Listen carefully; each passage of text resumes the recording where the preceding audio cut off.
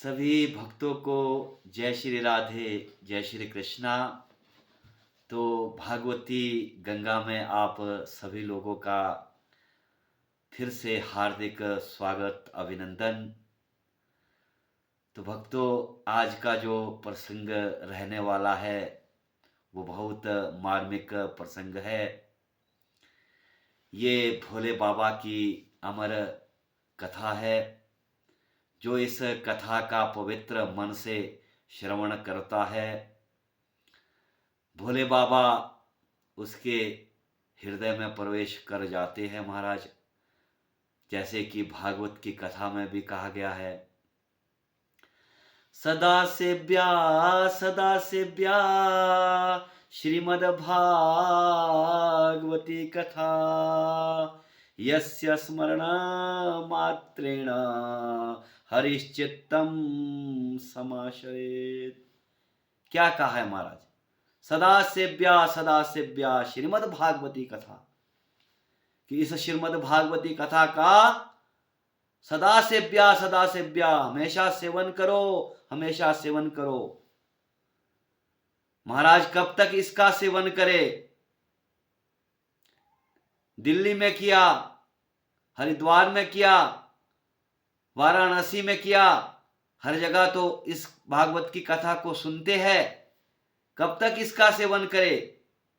तो महाराज कहा है, जब तक इसका सेवन करके मुक्ति ना मिल जाए तब तक इस भागवती कथा का सेवन करते रहो।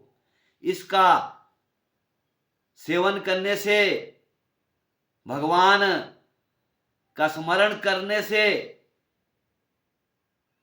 हरिश्चित्तम समाश्रयेत्, भगवान हमारे हृदय में प्रवेश कर जाते हैं। इसमें कोई दो राय नहीं है महाराज। क्षण मात्र भगवान का स्मरण करने से ही भगवान हमारे हृदय में प्रवेश कर देते हैं, हमारे हृदय में घर कर देते हैं। ऐसे दयालु कृपालु हमारे भोलेनाथ भोले शंकर है महाराज। इनकी जो ये अमर कथा है, ये समस्त विघ्नों का विनाश करके महाराज पुण्य को जागृत करने वाली ये दिव्य कथा है महाराज।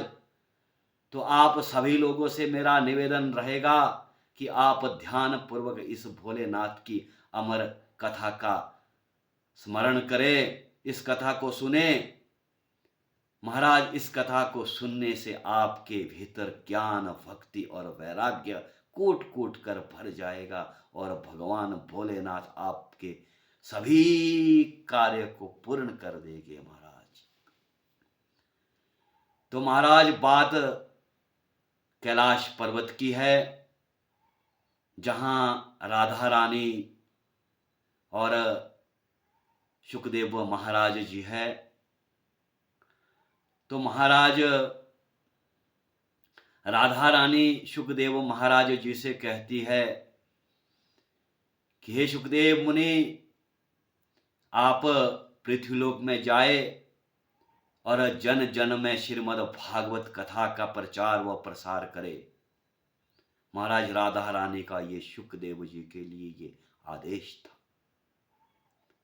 लेकिन शुकदेव जी कहने लगे कि मैया, आपके आदेश का मैं पालन करूंगा, लेकिन मुझे इस माया से बड़ा डर लगता है। कहीं ये विष्णु की माया मुझे पकड़ ना ले। मैं पृथ्वीलोक में नहीं जाऊंगा, मुझे तो भगवान की भक्ति करनी है, भगवान का स्मरण करना है, भगवान का ध्यान करना है। ऐसा शुकदेव महाराज जी राधा रानी से कहते हैं।